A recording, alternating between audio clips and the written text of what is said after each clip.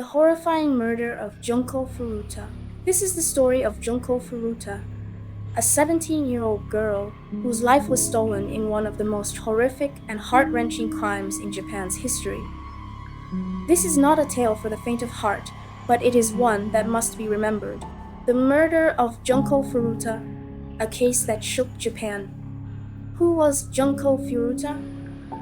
Junko Furuta was a bright and popular high school student in Misato, Saitama, Japan. She was known for her kind nature, good grades, and dreams of a future career. She lived with her parents, older brother and younger brother. At the time of her murder, she was a 17-year-old senior at Yashio Minami High School, and she worked a part-time job at a plastic molding factory from October 1988 to save up money for a planned graduation trip. Furuta also accepted a job at an electronics retailer, where she planned on working after graduation. But in November 1988, everything changed.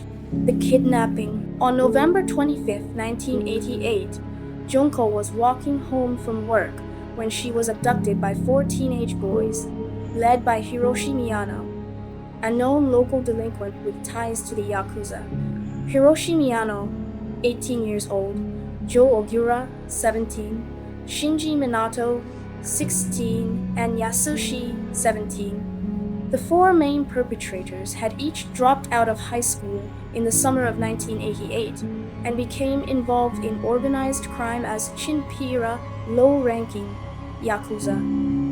They began using Minato's family home in Tokyo as a hangout. Beginning in October, they engaged in various crimes including theft, purse snatching and car theft, assault, and rape. On November, the group abducted a 19-year-old woman and gang raped her in a hotel there. On the evening of the 25th of November 1988, Miyano and Minato rode around Misato on their motorcycles with the intention of robbing and raping local women, and spotted Furuta, who was on her way home from her part-time job. Acting on Miyano's orders, Minato kicked Furuta off her bicycle and fled the scene. Miyano, under the pretense of witnessing the attack by coincidence, approached Furuta and offered to walk her home. After further gaining her trust, Miyano walked Furuta to a nearby warehouse and threatened her, telling her that he was a Yakuza member and that he would spare her only if she followed his orders. The 44 days of horror. That night, Miyano took Furuta by taxi to a hotel in Adachi, where he raped her. He later called Minato's house and bragged to Ogura about the rape, after which Ogura told him not to let Furuta leave. In the early morning hours of the 26th of November, Miyano took Furuta to a park near the hotel, where Ogura and others were waiting.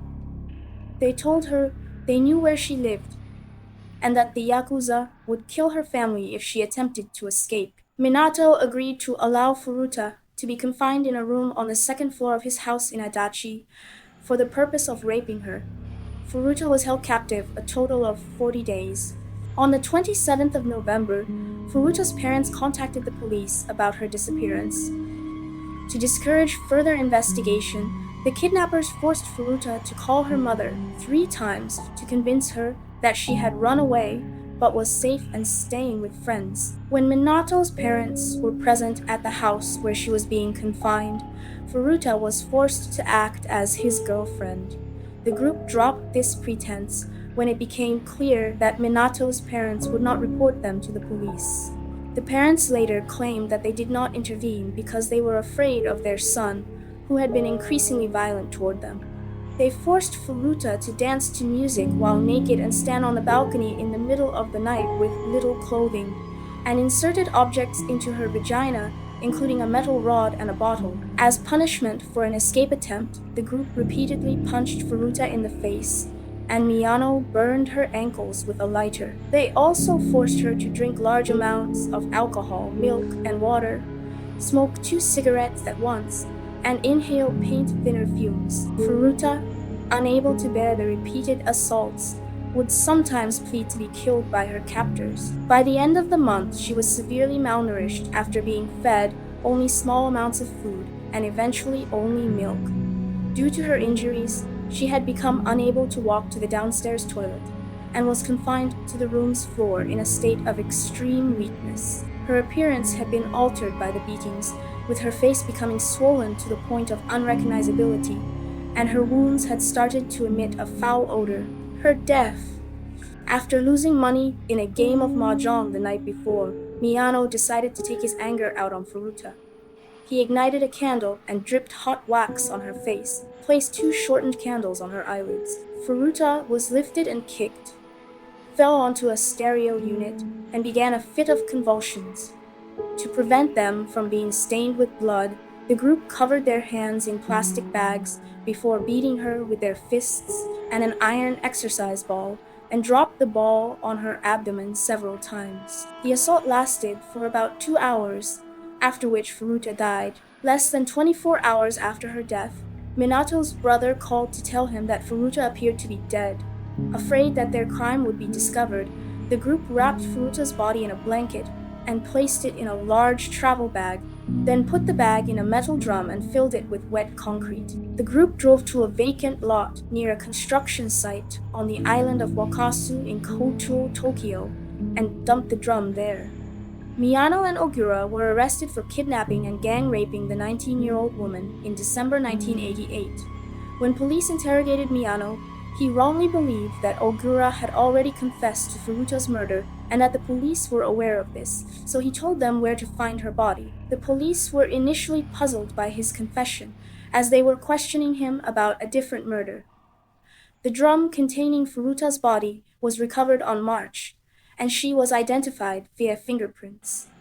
Minato's brother, Nakamura, and others were also arrested. The investigation and trial. The identities of the defendants were sealed by the court, as they were all legally juveniles under age 20. Journalists from the Shukan Bungshun tabloid uncovered their identities and published them, arguing that the accused did not deserve to have their right to anonymity upheld, given the severity of the crime. In July 1990, all were found guilty and sentenced by the Tokyo District Court for abduction for the purpose of sexual assault, confinement, rape, assault, murder, and abandonment of a corpse. All 4 appealed. In July 1991, 3 were resentenced to longer terms by the Tokyo High Court. The aftermath. Junko's parents were left devastated. The public outcry was intense. The case led to nationwide discussions on juvenile law and victim rights, but justice never truly came. Miyano's parents sold their family home and paid Furuta's parents 50 million yen in compensation. After their release, Hiroshi Miyano later changed his name to Yokoyama. He reportedly boasted about his Yakuza connections and involvement in pyramid schemes.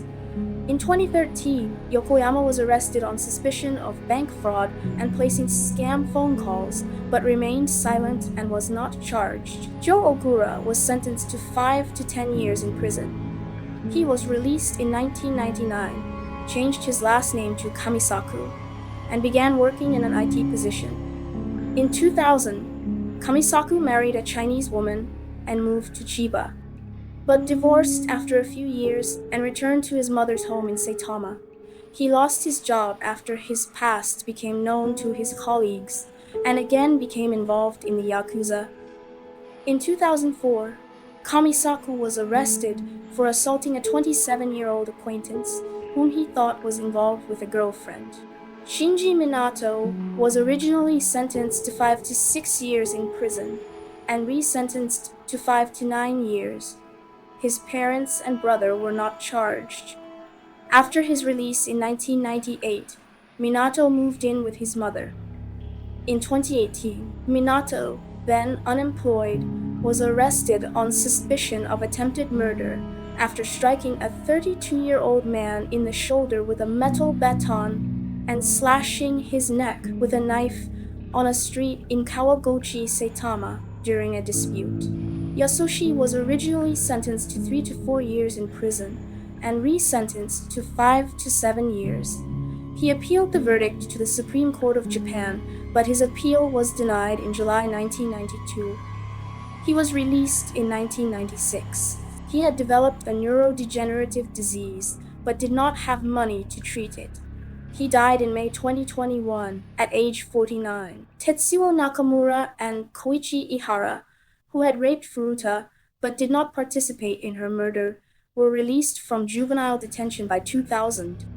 Junko Furuta's story is one of unimaginable cruelty, but also of courage. Her memory lives on, not just in Japan, but around the world. We share her story not to exploit, but to remember, and to demand better justice for victims everywhere. If you found this story powerful, please like, share, and subscribe. Help keep Junko's memory alive and raise awareness about violence against women and children. Thank you for watching.